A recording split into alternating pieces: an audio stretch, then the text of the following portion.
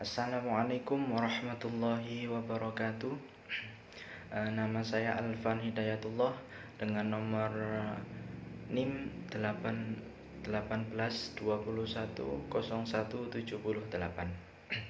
Baik, di sini saya akan sedikit menjelaskan mengenai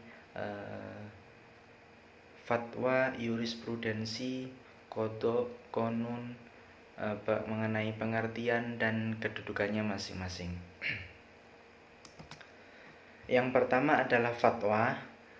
Fatwa menurut bahasa atau secara lughawi adalah suatu jawaban dalam suatu kejadian atau memberikan jawaban yang tegas terhadap segala peristiwa yang terjadi dalam masyarakat, yang dikeluarkan oleh mufti sebagai jawaban atau sebagai jawaban permintaan yang atas permintaan yang diajukan oleh peminta fatwa atau mustafti. Jadi fatwa ini adalah jawaban yang tegas secara langsung yang diberikan kepada mustafti atau yang meminta fatwa yang sedang mengalami permasalahan atau berselisih dengan orang lain atau kelompok lain yang diberikan oleh mufti. Mufti ini adalah seorang yang ahli, seorang yang alim, seorang yang paham betul terhadap masalah tersebut, utamanya dalam memberikan hukum. Kemudian sedangkan menurut syariat ialah suatu penjelasan hukum syariah dalam menjawab suatu perkara yang diajukan oleh seorang yang bertanya, baik penjelasan atau itu jelas atau terang atau tidak jelas, dan penjelasan itu mengarah pada dua kepentingan, yakni kepentingan pribadi dan kepentingan masyarakat yang banyak. Jadi intinya hampir-hampir sama dengan yang tadi. Kalau ditarik kesimpulan, fatwa ini merupakan jawaban yang tegas yang diminta oleh mustafti terhadap permasalahan atau perselisihan yang terjadi. Kemudian kedudukan fatwa ini bisa disamakan dengan doktrin. Di dalam hukum positif di Indonesia, fatwa ini bisa dikatakan sebagai doktrin atau pendapat ahli. Jadi fatwa ini tidak mengikat bagi hukum yang ada.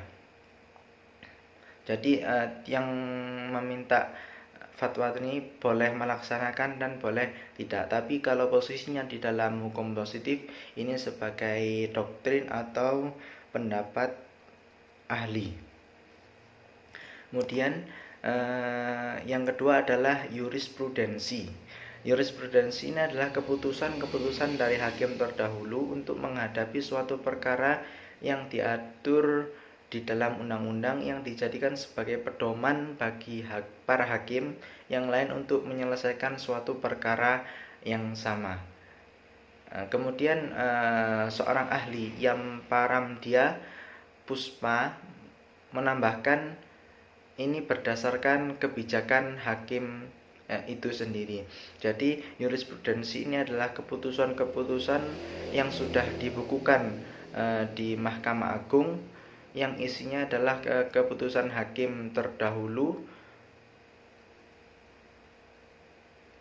untuk memutuskan, yang bertujuan, yang berguna untuk memutuskan kasus-kasus perkara yang sama atau hampir sama. Kedudukan jurisprudensi ini yang pertama adalah sebagai pedoman bagi hakim untuk menyelesaikan perkara yang sama atau yang hampir sama, kemudian membantu membentuk hukum tertulis, dan yang ketiga ini menambah khasanah sumber-sumber formal hukum baru. Ini dijelaskan dalam Undang-Undang Nomor 48 Tahun 2009 mengenai kekuasaan kehakiman, yang mengatakan bahwa hakim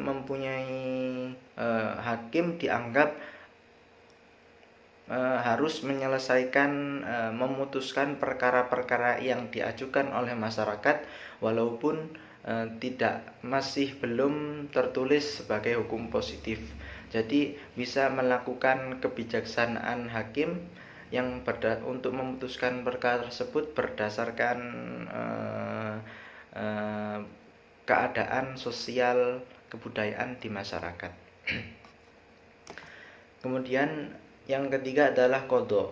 Pengertiannya adalah menyelesaikan, menunaikan, membuat keputusan hukum bagi orang yang sedang berselisih untuk menghindari konflik. Kalau di Indonesia lazimnya disebut dengan peradilan. Nah, ini juga unsurnya juga sama, ada hakim, ada peraturan, ada orang yang mengajukan, ada orang yang berselisih.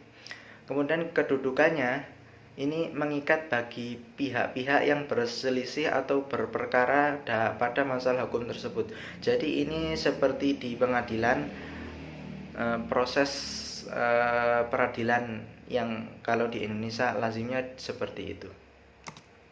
Kemudian yang keempat adalah qanun. Pengertian dari qanun sendiri adalah secara bahasanya itu peraturan, hukum, norma-norma atau undang-undang. Kalau dibawa ke Indonesia, ini merupakan produk hasil ijtihad kolektif sebagai sumber hukum untuk diterapkan pada wilayah tertentu. Jadi berhubung Indonesia ini merupakan bukan negara Islam, jadi qanun ini hanya berlaku pada daerah-daerah istimewa seperti Aceh. Ini qanun tersebut hanya berlaku di Aceh saja. Kedudukan qanun ini sejenis dengan peraturan daerah, baik peraturan gubernur atau perda, peraturan bupati, wali kota. Ini hanya berlaku pada daerah yang melakukan pemberlakuan qanun tersebut, dan pemerintah ini boleh memaksa kepada masyarakat untuk mematuhi qanun tersebut. Jadi ini hanya berlaku pada wilayah tertentu saja, tidak berlaku umum. Mungkin itu penjelasan dari fatwa, jurisprudensi, qadha, kemudian qanun mengenai pengertian dan kedudukannya masing-masing. Terima kasih. Wassalamualaikum warahmatullahi wabarakatuh.